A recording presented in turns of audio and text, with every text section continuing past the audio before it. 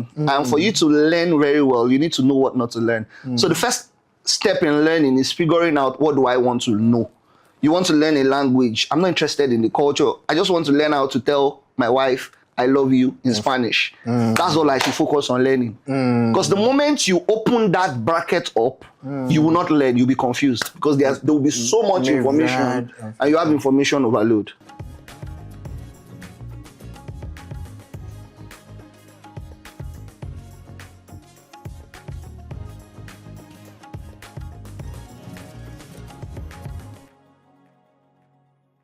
Hello everybody, welcome back to my YouTube channel, and if you're a new subscriber, welcome to my YouTube channel. I'm super delighted that you click play and you started watching this. Today I'm with a leader that I hold in high esteem.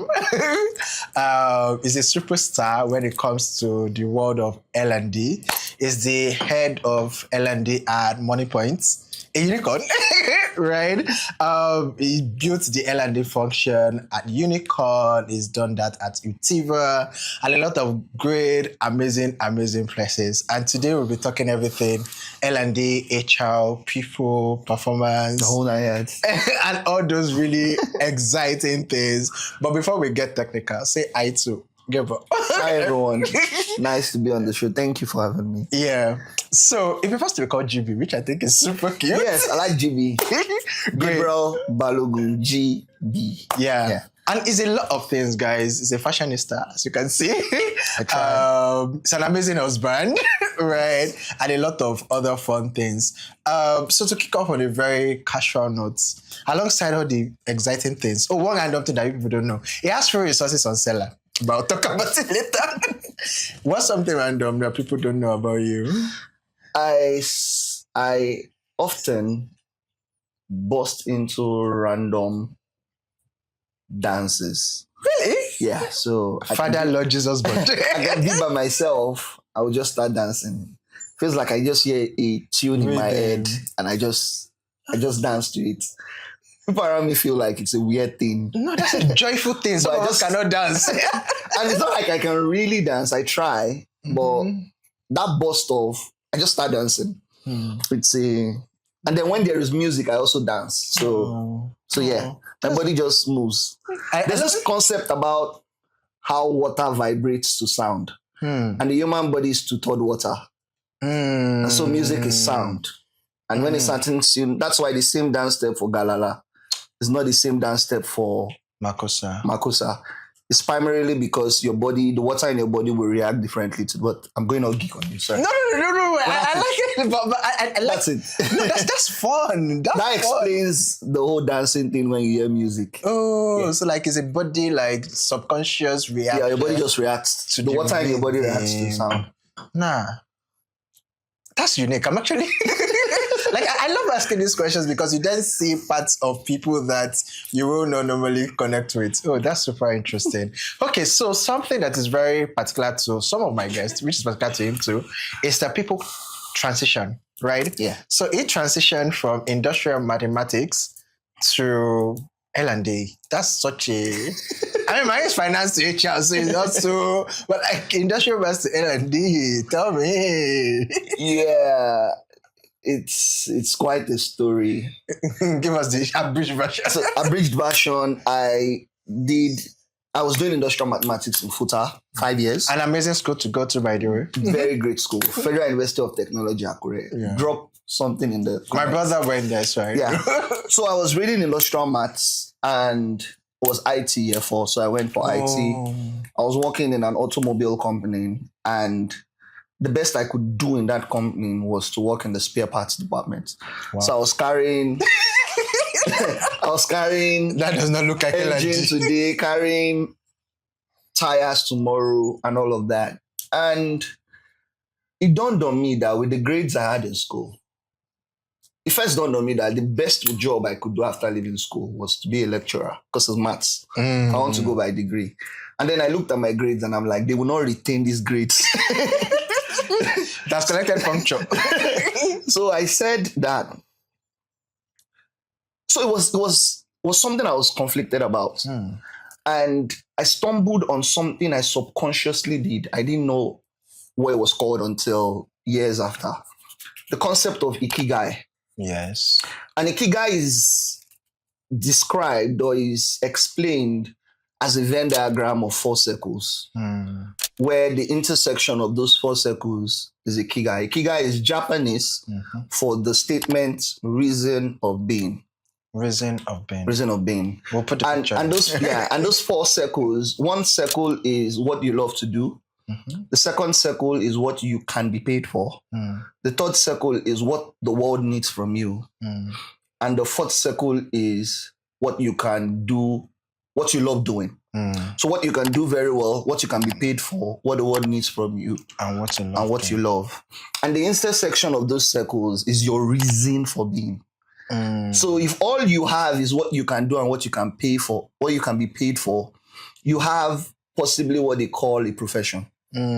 Because you don't love doing it, but you can do it and you can pay for it, right? And so each of those 2, if you have just 2 circles, you end up having your mission, your profession, your vocation. And they are separate. But they're separate. But your Ikigai is the reason of being. It encompasses your mission, your profession, your vocation, and all of those things. And I had 2 things. I was extremely good with style and fashion. I was also passionate. I don't know why I used was, because it is still good. I am. And I'm also very good with developing people. Right? And so it was those 2 things. And I figured out those 2 things satisfied those 4 circles. With fashion, I loved it. I could do it very well. I could be paid for it. I could do it for free because then the other one, same thing with developing people. But this is why I chose L&D and not fashion. I realized that to become a millionaire in fashion and in learning and development, it was faster in learning and development and slower with fashion because I needed to make 150 outfits. By the time you remove all your profits and all of those things, you possibly will have $1 million. But just one training could give me the same $1 million in less than 3 hours. Father Lord, let me touch the So I wasn't making it then, but I could foresee it. So I came back to school with that mindset that I was going to tone down on fashion and I was going to scale up on trainings, learning and development. And I dedicated the whole final year and my NYSC year to building experience about it. Such that when I was ready for the job market, I had 2 years experience doing it already. Oh my God, I feel like giving you a round of applause because like I feel like we can hear the podcast now, right? No, you've dropped a lot of gems that is sort of an aggregate of things I either share or things that my guests are share. For example, I now have a video where I talked about how to choose a career path. Number one thing I talked about was money. I use the term financial viability. Very important. How rewarding is this profession monetarily? And there's also another, I don't know if it's a video, I was talking about when you have multi-talents, how should you express them? And I talked about law of prioritization because you still do fashion. In fact, a secret on camera, I was going to wear the clothes that you made for me, but the top is in my lost. The shirt is actually in that place. Oh, nice. Yeah, so it makes amazing, but it was able to at that point prioritize this is where I want to pour my energy and focus on that. Because think about it. If I was going to do fashion and make it really big, I was going to go and challenge big boys in the industry. But the thing with developing talents and developing people and training is that sometimes you don't need the big boys. You just need to either find a job doing it or you find an organization that trusts you enough to do it and pay you for it. And so it was small. The entry into that market was large and it was more rewarding than focusing on fashion at that time of my life. Now I can do both effortlessly because you built career capital. And then fashion is even more capital intensive. So there's money to do those projects and wait for the profits to build, as opposed to when I was leaving school when I needed the money, immediate cash. No, that's really profound. Thanks for sharing. And I feel like you've answered like 50% of the next question because an interest I'd always wanted, a curiosity I had was, why did you decide to niche down to L&D and not say, okay, I can do capacity building from an HR perspective? Yeah, true. Where did you say, no, it's L&D and it's L&D? Very simple. The world stops learning. The world stops evolving when the world stops learning. That's the whole concept of the survival of the fittest. It's not necessarily that the strong survives. It's the person that can evolve fast that survives. And I niched down to learn and development because the more I looked at it, the more I realized that this was my reason for being. I can do it for free with NGOs, churches, all of those things. I can get a full-time job. I have a full-time job doing it. I can be paid heavily for doing it, right? And I enjoy doing it. So I realized that I'd rather do learning and development than be a generalist. Because if I'm a generalist, it means that I am not a specialist. Yeah, I know. There'll be many of us doing it. Yeah. No, but with L&D, there are not many of us doing it. Right. And even the ones that claim to do it, there are levels to how well it can be done. Right? So yeah, that's all. By the way, he has done this excellently. He was recently ranked as one of the top 20 disruptive L&D professionals, leaders in Nigeria and Kenya. I try my best. Thank you.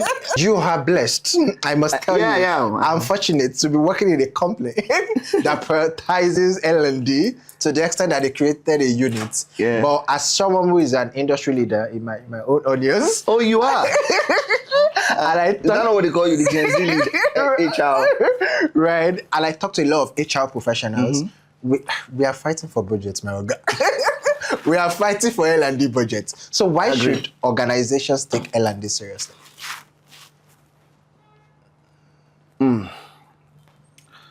The biggest resource an organization has is their human resource. It's their people. The sum total of every organization's success is tied to the people. Think about it. Organizations will claim that they exist to solve problems, right? But what really solves the problems? Products. How are the products built? They are built within a process. Who creates the process? People. What drives the people? Learning. That's such an end-to-end equation. Simple. So the world has wicked problems. Those problems are solved by products built in processes managed by people who are consistently learning and development. So a smart organization knows that if we want to keep solving problems, we need to keep empowering our people. That answers it. No, that's a very sustainable answer. And I feel like this place would be a clip we used to promote L&D, which then leads me to the next question. Both as HR generalist and even Bojoni L&D specialist, how then, even for line managers will find this question helpful. How do we then justify the cost of learning to executives? That's the trickiest question that you can ask an L&D professional. That's why I'm asking you now. But you can justify it through quite a couple of ways. One is the ability to ensure that training and development programs are not done for the sake of just doing it, but are done to actually help the people they are done for do their work better. So if a sales team is struggling, don't just send them to a sales training. Do the work of figuring out where are they suffering. Is it prospecting? Is it lead generation? Is it closing? Is it analytics? So learning need analysis. Exactly. So you have to figure out, because if someone has a prospecting problem and you do a closing training for them, a sales closing training for them, you've just wasted money and you'll be termed a cost center. Yes. But if somebody's struggling with prospecting and you can measure, which is the second thing, measurement. You need to be able to say, these 10 people are suffering from, maybe suffering is not the right word. They have this learning gap. Yeah, they're struggling Knowledge with gap. prospecting. Yeah. And you figure out that this struggle is in these specific numbers. Out of the 10 of them are, when you did your analysis, you found out that they were only 10 out of 100% in their ability to prospect. Your goal should be to do a training that moves that number from 10 to 50 or 60 or 70 or to the number you desire. And then test again after the training.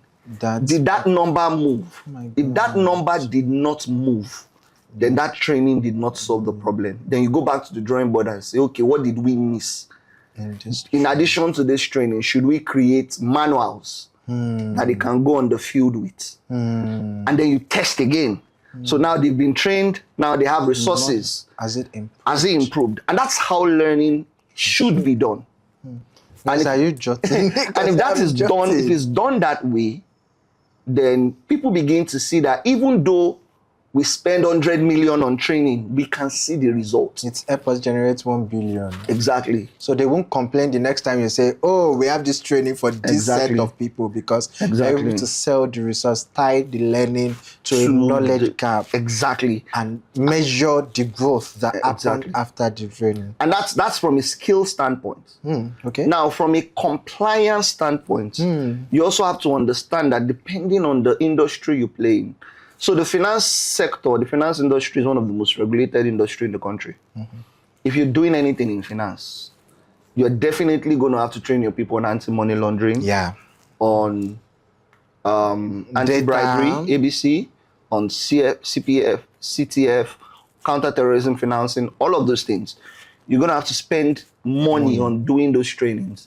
Whether they add value to the people doing it or not, they're obligatory. The goal is that they are regulatory requirements. So you need to also have a budget for that.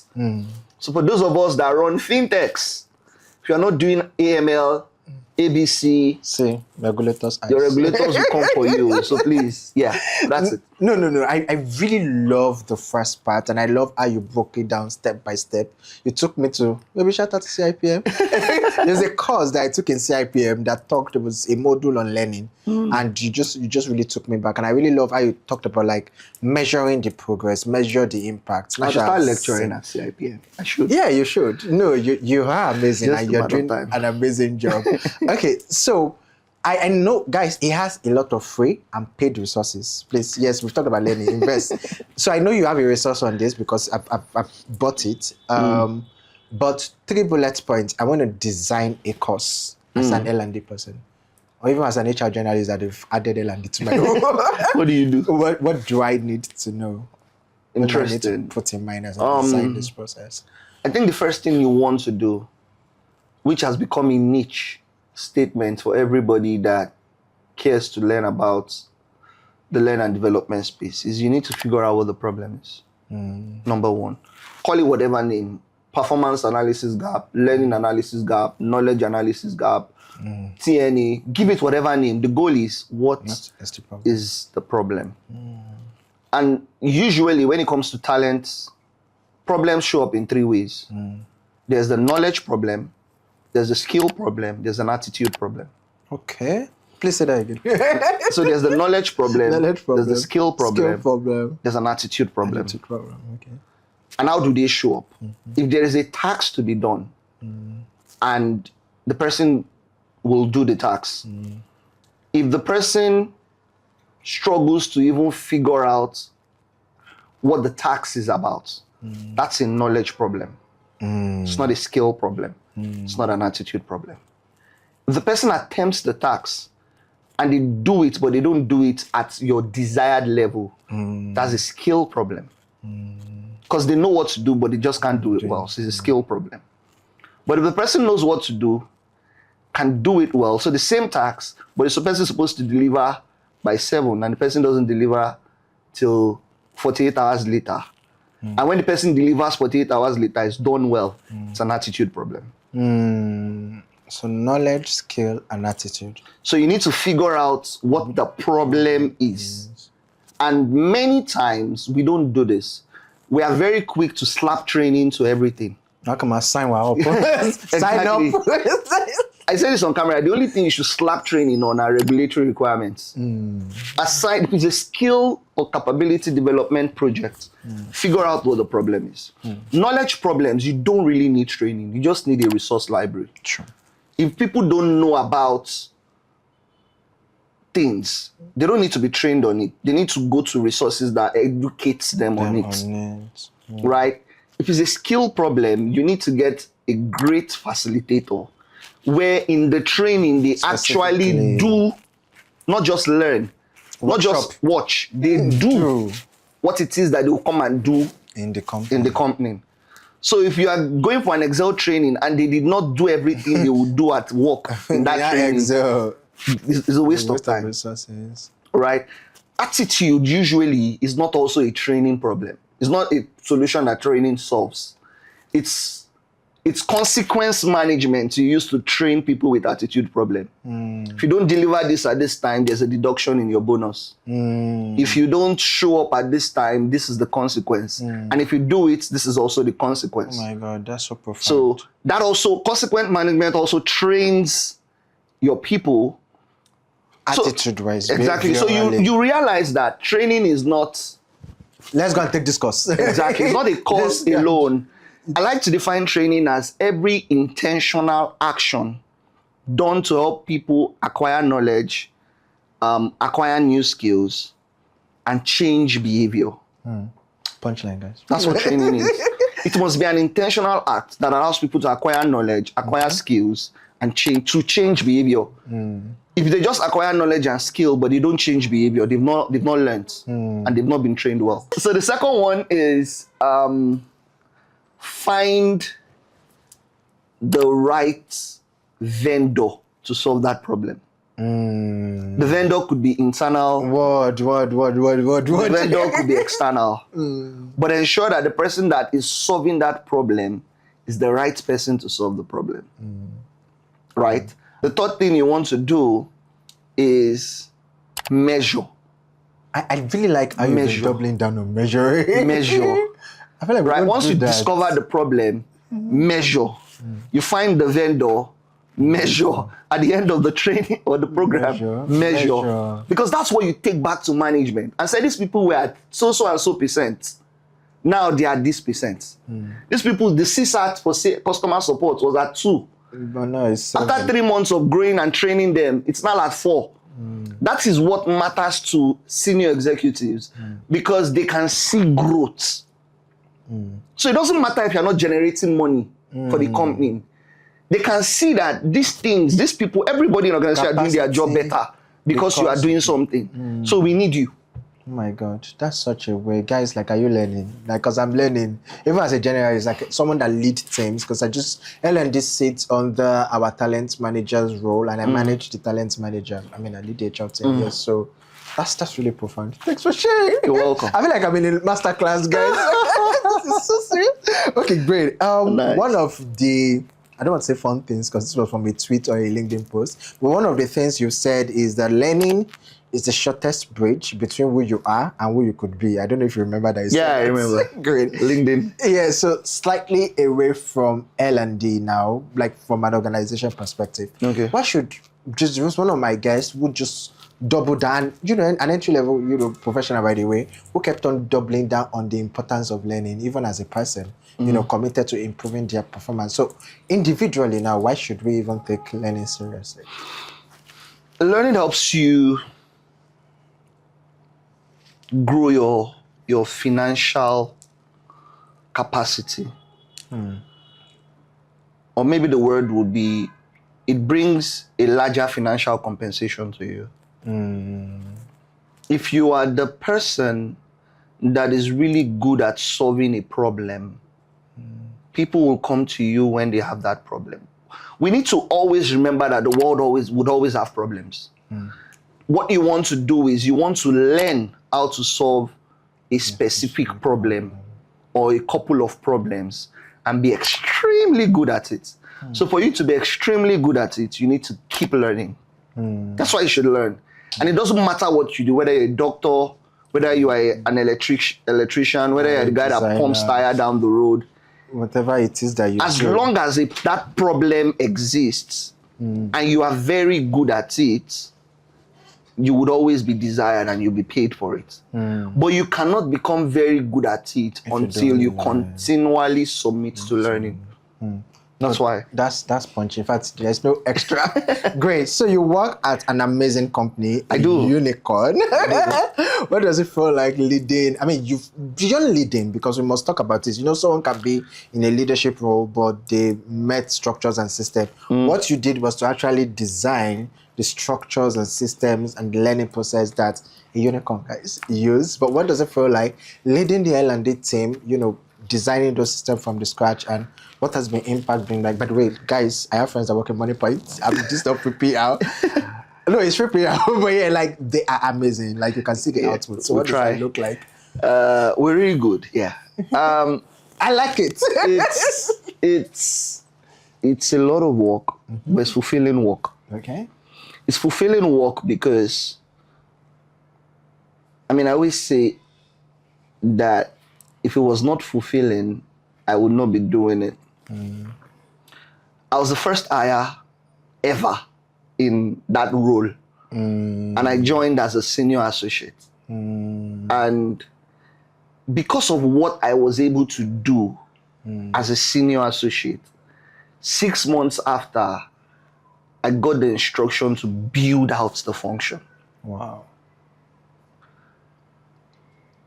And that automatically moved me from being a senior associate to a senior leader. But that's when I knew that, good gracious, this is good work. Right? Because now, I've done this with a small team as a senior associate. Because I was hired to focus on a small team, not the overall organization. Just one small team that needed help. And they became really good. And they're like, okay, let's do this for the... And then that meant I needed to increase capacity systems, hire people. And I've had to learn how to hire right. I've had to learn how to build a team, how to build a division, how to build a job function. How to build a business unit. Those are different things. How to build a department. Oh my God, a department is different from a job function, it's different from a division, it's different from a unit. I had to build all those things. I had to learn how to write SOPs, policies. Oh my God, yes. So what eventually happened was that I evolved from just being a learning and development specialist to becoming a learning and development generalist. Let me explain that. Learning and development is so broad that it has various aspects. So a standard learning and development team will have the program management unit, we'll have the digital learning unit, we'll have the content unit, we'll have the analytics unit. For you to build out that function, you need to be really good at all those things, right? You need to have an in-depth understanding. You may not be able to do it, but you need to know how it works. Yeah, that's why you use so that when you see the people that can do it, you can recognize them. So I had to grow that capacity. And then in growing that capacity, I figured out that, this is the right way to build the team. So I built my team that way. There's no school that teaches learning and development. Sadly, I must add. There are schools that teach human resource, but there's no school that teach. There are not a lot though, my brother. There are just like 4 or 5 in Nigeria. We will get to curriculum.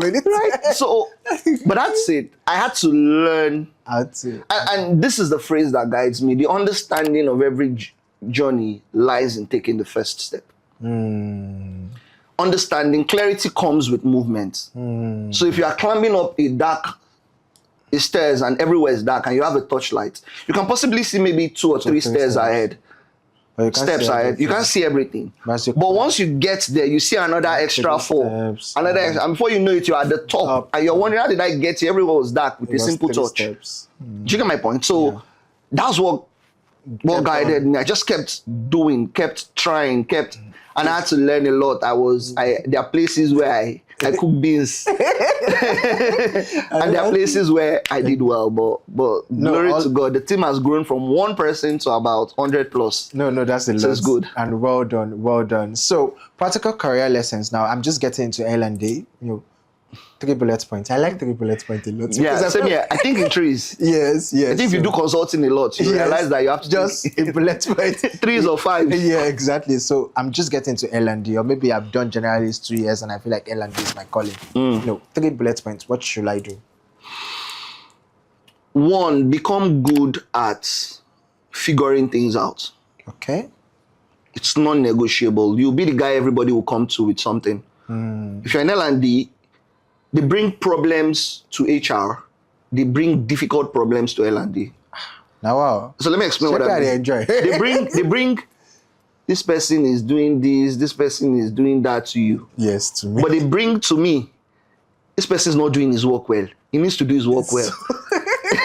It's a bigger problem. And we can't lay him off. So what you need to learn how to figure things out. You need to learn how to ask questions a lot. In fact, I think the act of figuring things out is the act of asking questions. That's 1. 2, you need to learn how to manage people, massage egos, praise here, scold there, be soft here, be firm there. You need to learn it because your work literally revolves around people. There's no good creating a training. You spent $1 million on it and people do not show up because they did not like how you called them to come for the training. And that's true, guys. That's actually true. Oh so you need to learn how to manage people. Make them feel good. Yeah. While helping them become better. Exactly. Just make people feel good about themselves. Yeah. Right? And then the third thing will be you need to understand this simple concept called instructional design. Instructional design. So instructional design is so weird that instructional design is a concept, is a job role, it's an industry on its own. It's simply the act of figuring out or the act of presenting information in a way that it helps whoever is receiving it take action. Wow. Please say that again. So instructional design in a layman definition is the art, not act now, the art. ART. Yeah, of presenting instruction or information to an audience in a way that it encourages them to act or take action. Guys, we can end the podcast now. We are done. We can end the podcast. So those 3 things: figure things out, be a good people manager, learn instructional design. No, this has been very helpful. Like, I mean, I'm learning as an HR professional, and I'm just imagining how much. I'll send you my check. Subscribe to my YouTube channel and share so that I can make money and pay me. Yes, please. Yes, please. Okay, so like we are going to second half and then how much reaching conclusion. A random question. No, actually, let's do a quick game break. So game break, I'll just do like yes or no, this or that. Watching videos or reading books? Videos. I'm an audio visual learner, so videos. Oh, interesting. Going for an external training or having a facilitator come in to train? Going for an external training. Why? I'll meet people, and it will not be in a familiar environment. So all of those things. I'm also a kinesthetic learner. I learn by doing. And so by moving. By moving around, meeting people, seeing somebody in a different company share their idea. All of those things just help me learn better. Okay, that's good. This third one is tricky because an HR question, not an LNG question. But yeah, 25% increase in leave allowance or 25% increase in leave days? 25% increase in leave days for Aww. me. For me, because I need those leave days to run side projects once in a while. Okay. So if I have 30 days and you give me 100 days, let's believe I'll be happier than increasing the amount you pay me for my leave allowance. Oh, fair enough. That's good. Okay then, yeah. So a very important thing, and guys, if you remember at the beginning, it talked about the fact that he is a fashion professional and there was a free resource, is on seller and it's free. I will link it in the description on how dressing enhances performance. Yeah. I mean, I look at dressing. People say, dress how you want to be addressed. But when I was done with that resource, so there's a book that you will love. The title is Captivate. Okay, I should check it out. Yeah, so it talked about it's about communication. Oh, yeah. Visual, physical, how you can go to a party, go to gatherings. Oh, nice. And when I read that's your resource on dressing, I'm like, yeah. Which of them? The title is it how dresses enhance? It's something about dressing. Like if you go to seller, it's there, Shines on seller. Yes, how dresses enhances performance, or how to dress to enhance your performance. Okay, something like that. I think it's fashionista. It might be fashionista. In fact, I will Google it as we talk. Yes, so that sounded. I mean, I have read the resource, but how exactly does dress contribute to perception and performance? A lot. There's a research that says that pretty and beautiful people have a certain percentage more increase in income than people that are not considered beautiful. Wow. Yeah. So it's super powerful. I always say this. I tell this to salespeople. The average person you're selling to will associate the satisfaction of the product they are buying from you with respect to the appearance you have.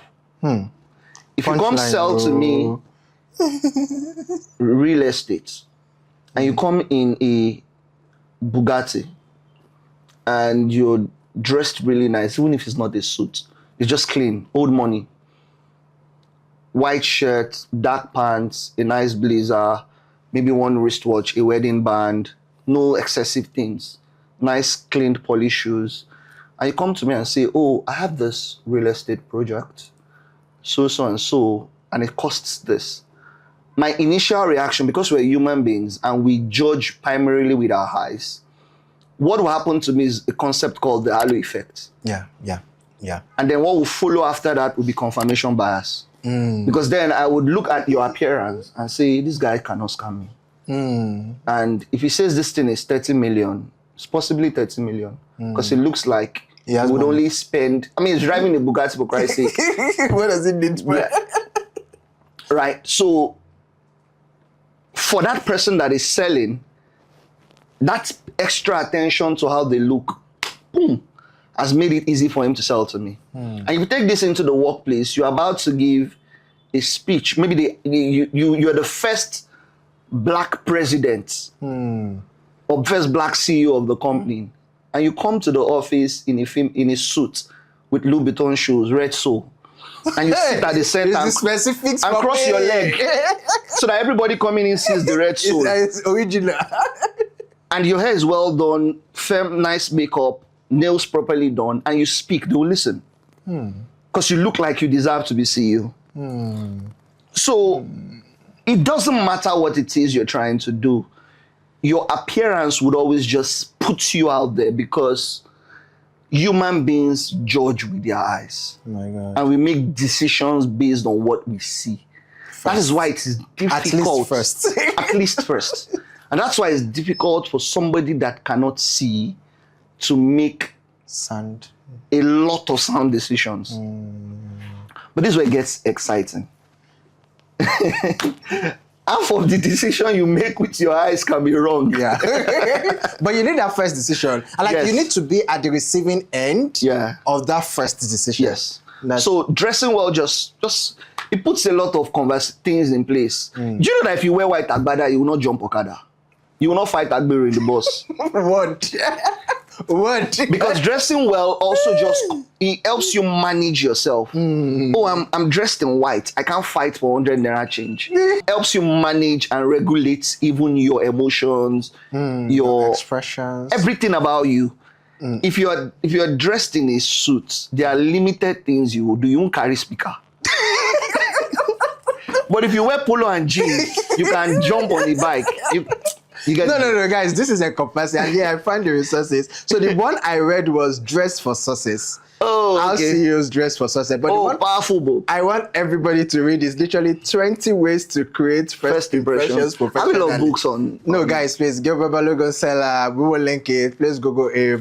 Is an authority, guys. See, I'm bringing you guys good stuff. Okay, yeah. So let's tilt towards relaxation. Give the guys dressing tips. So, 2 dressing tips. Yeah. Don't wear your underwear more than once.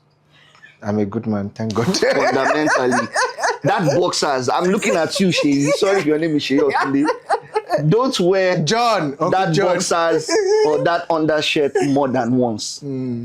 As soon as be like your sister, wear it, wash it. Keep it moving. First one. Yeah. Second one is follow the rule of 7. Do not wear more than 7 accessories. So if you dress up, what are accessories? Things that are not your shirt or your trouser or your underwears. So a face cap is an accessory, glass is an accessory, wristwatch. So don't wear 20 beads in your hand, bros. Don't wear all of this. It's four. So it's 4. 1, 2, 3, 4, 5 on your neck, right? So you can see something 1, 2, 3, 4, 5. Don't wear more than 7 accessories. If you're suited up, your tie and your tie clip has taken some, your pocket has taken some. So just try to keep everything under 7, and you'll be a lot more decent than the person who doesn't follow that rule of 7. That's really profound, really profound. Yeah, so I'm asking my penultimate question, and my last question is always for my guests to ask me a question. Yeah. So my penultimate question is, what's a question I didn't ask you that you have loved to answer? Yeah, the question of what learning truly is. Yeah, please. And I think that learning is the act of elimination. Oh, wow. For you to learn right, you need to know what not to learn. Say that again. We cut it right here. We cut it. I mean, learning is the act of elimination. And for you to learn very well, you need to know what not to learn. So the first step in learning is figuring out, what do I want to know? You want to learn a language. I'm not interested in the culture. I just want to learn how to tell my wife, I love you in Spanish. That's all I should focus on learning. Because the moment you open that bracket up, you will not learn, you'll be confused. Because there will be so much information and you have information overload. And those that run training programs, you need to learn this, because when you prepare a certain title, stay true to what the organization has paid you for that they need. Don't just do a broad training or a broad general training that doesn't meet people's needs. Exactly. No, that's even feedback from me, because I facilitate trainings too. That's really nice. That's really nice. I'm tempted to ask you more questions. You can ask one more. Yes, such a resourceful person. Ask one more. Oh my God. My question. Okay, great. So one more question will be a random career advice, because you are a senior person. Give a random advice career advice for mid-level professionals. Mid-level professionals. I said entry-level and mid-level, but I feel like... But mid-level is pretty much the same thing. I'll tell both. Okay. Please. As a mid-level professional, two. Yeah. One, learn to figure things out. Be the person that people can go to for anything. You may not have the answer, but you know people that have the answer. So if you're that person that people can always come to, by default, you are projecting yourself already as a leader. So it makes your ascension seamless. Because they're like, oh, we want to make this person a leader. And they ask, and you know, when they're going to promote you, they don't ask your line manager, they ask various people. They say, oh yes, well, he helped me with this, he helped me with that, she helped me with it. Oh yes, let's make the person a leader. That's one. Two, be a good communicator. Many people lose opportunity because they struggle at communicating what they want to say. Don't just come and say, I am hungry. Say, I want to eat pizza. They are two different things. Love it. So, yeah. No, that's guys, this is fantastic. Great. I love it. Yes, so awesome. So my question to you would be, why are you so passionate about human resource being done differently from the way it has been done from time immemorial? That's such a cute question to ask. I mean, that question is validating, because it means that like my commitment is yielding results. Why? So two things. One, I mean, you know, I studied economics, did a bit of finance, then moved into HR. One, before I moved into HR, the only thing I knew was HR are witches and wizards. HR is not your friend. HR is not your friend. HR hire and fire. Oh God. Then, in the most happenstance way, the first place I practiced HR was General Electric, which was opposite to everything I've heard about. HR is to hire and fire. HR is a witch. In my book, How to Do HR in Nigeria, I did a part of my acknowledgement was acknowledging the HR leaders I work with at GE, because they were so amazing people. Bethel in one area. Bethel was the HR business partner for GE Nigeria. Bethel comes in, I mean, this was pre-COVID. Bethel comes into your office and greets everybody on the floor. And it's not just greeting. Say, Gabriel, oh, how is your wife? Has she finally started a podcast? Oh, Obi, did you get the camera that you wanted to get? Oh, Kike, has your first YouTube video done live? Like, how did you know? Because she had conversations with them. And do you know what makes it exciting? Now, if she's telling you, oh, you can't get a performance, you are not getting a raise because you didn't perform well, you don't think that she's evil. Evil, yeah, because you know she's invested in you. Or she's saying, oh, I think that your team needs to close this deal and this deal if you want a December bonus. You will listen, because you know that this is someone that is talking to me and care about our team. She was able to balance personal interest with being firm. And then my direct manager, Osamu Diame, we call her Mudia. I mean, my direct manager fought with my manager to get an award. Like, they were given an award for a project we worked on, and my manager sat on it. And she said, no, you are in Texas. I'm in Nigeria. This guy deserves this award, and she must get it. And so just experiencing HR that way, I said, do you know what? If there are 100 HRs in Nigeria and 99 are bad, Emmanuel Faith would be the only good one. And I did that Akari-wise for 2 years and 4 months.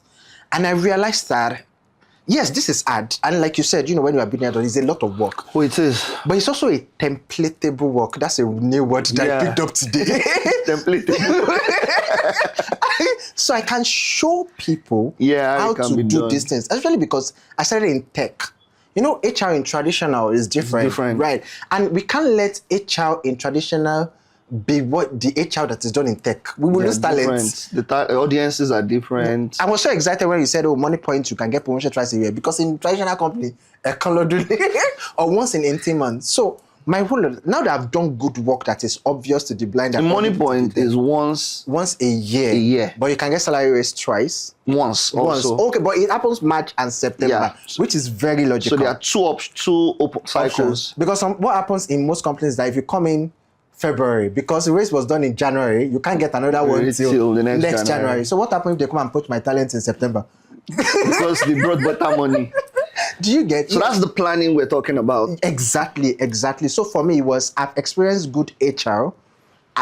God helped me. I did good HR in my first place of work. So this thing can be templatable. This thing can be shareable. I can talk about my journey and people can learn and implement things. So that's why I want people to stop calling HR witches and wizards. Fire. But that's commendable. That's commendable. Thank you. Thank you, guys. Thank you, Gabriel. Thank you so much. Like, this was such a learning experience even for me. Thank you. Thank you very much. I hope that you learned a lot from this, and please share with your HR team, share with your learning team. Yes, please share. Share with your execs too. Yeah, please follow it. Yes, thank you. And subscribe to my YouTube channel. Subscribe to the channel. Thank you bigger than the follow. Right? Thank you very much, and see you in the next episode. Yeah. Bye for now. Bye.